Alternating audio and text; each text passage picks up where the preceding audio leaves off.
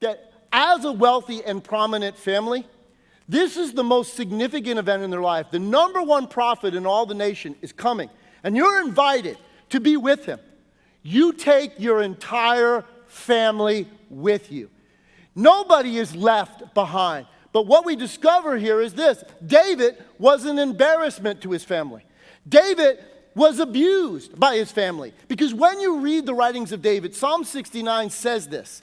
David writing said, "The members of my own family treated me like a foreigner and a stranger," which is why he was given the responsibility of being a shepherd. Because that, for wealthy families, was something you hired servants to do. None of David's brothers were ever said were in the field watching the sheep. Only David. But David also said in Psalm 69 that they put gall in my food. Gall was wormwood. Wormwood was something very bitter, and it was a narcotic in ancient days. It was a cruel joke his brothers played on him. In fact, it says they gave me vinegar to drink.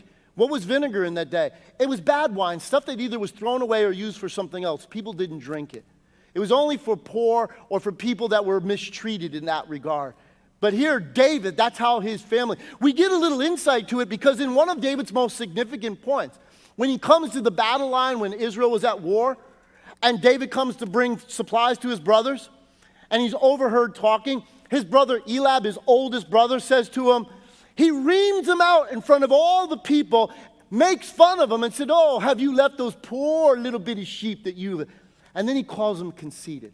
Why? Because that's how his family treated him.